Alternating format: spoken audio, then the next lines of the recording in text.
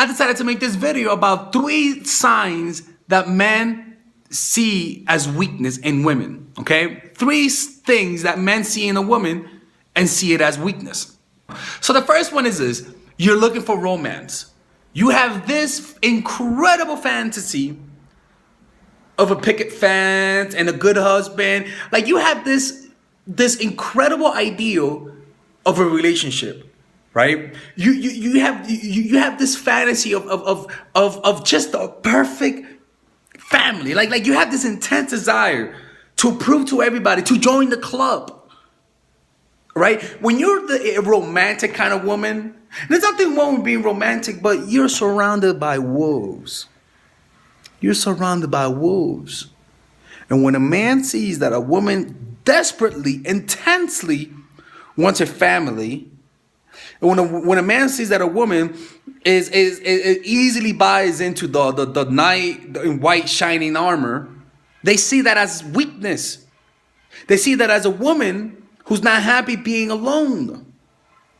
And I always tell you, the number one way not to be manipulated is to control your fantasies. Be very aware of the fantasies of the little fantasies that you daydream on a daily basis. Of this perfect man, of this perfect relationship. Be very aware of these perfect fantasies you have that completely subtract any negative trait in it, where you only see the picket fence, where you only see Mark Rosenfeld in the fucking clouds hovering with a white horse and shit with a crown on him. That is our reality. If you're deeply buying into that, into romance, and there's nothing wrong with romance, but when you have this deep and intense desire to the point that you feel jealous of other people who have it, when you think that that is what makes you happy, you're gonna be disappointed, because your desire is going to narrow the scope of your vision. You're gonna be blinded. You're gonna be confused in the forest for the trees.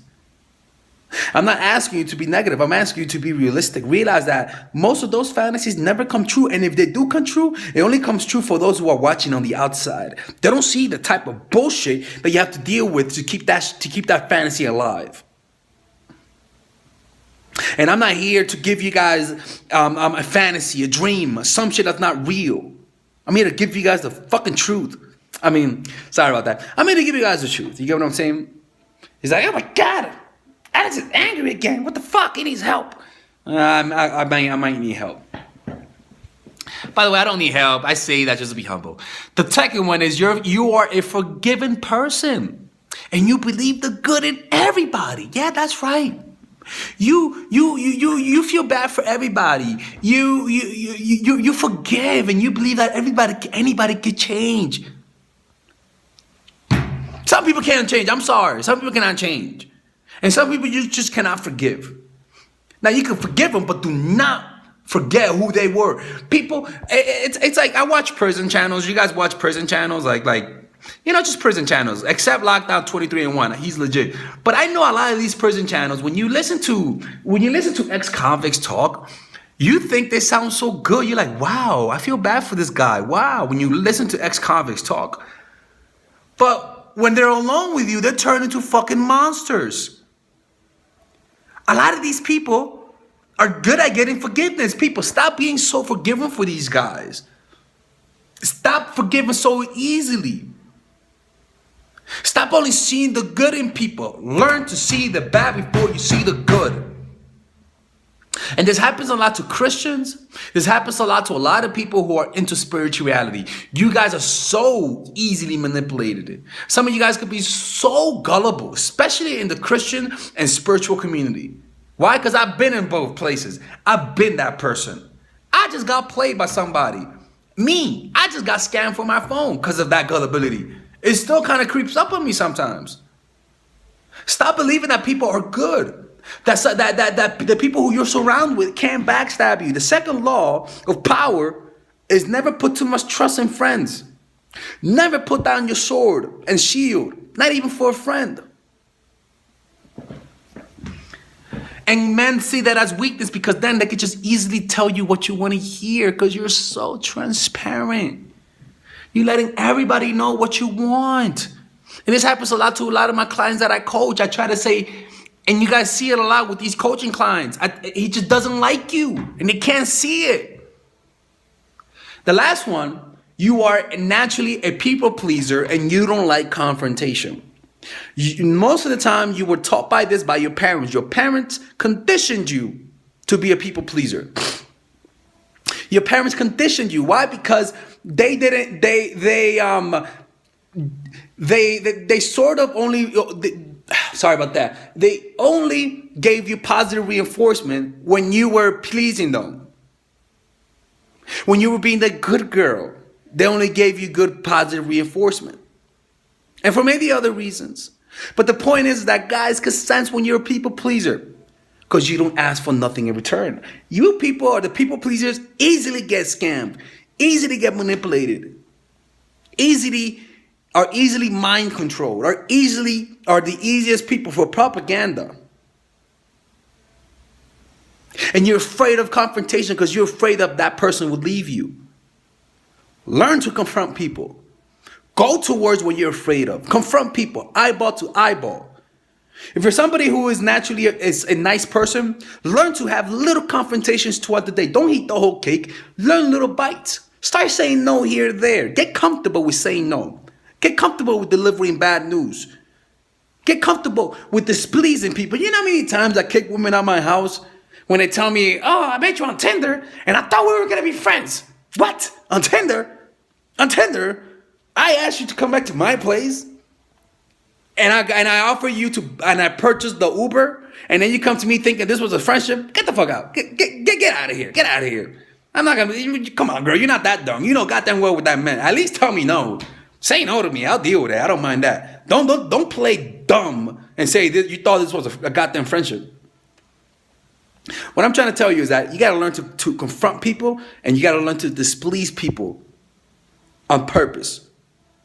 Because it's necessary that you sometimes displease people, because not everybody is going to want what you want. All right, ladies and gentlemen?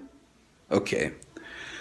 All right, people. All right, ladies and gentlemen, if you guys ever want to learn how to use your feminine energy to influence people, learn how to use your masculine energy to become more assertive, and also learn how to blend both energies to improve your dating life, your spiritual life, honestly, your relationship life, your family life, your career life, this is the course for you. If I had to make a course for my nieces, I have two nieces, one is 19 and one is 15. 16. Holy shit. Oh my God, he's a bad fucking uncle. He's a bad uncle. Get out. Shut up, Melissa. You should get this course, right? And this is the course that I will make for them. So, for example, watch the curriculum, right? In the first week, we're going to be showing you how to establish a strong masculine foundation without letting it hurt your feminine energy. This masculine foundation is a source of who you are, right? It's your bodyguard. Without this, whatever feminine energy you create will be destroyed by the outside, because your masculine is your shield. So we'll talk about goal setting. We'll talk about how to develop a serious attitude. We're going to be talking about how to use more logic, how to use more goal-oriented behavior. It's more how to be a man. Now the next one is how to embrace the feminine energy, right?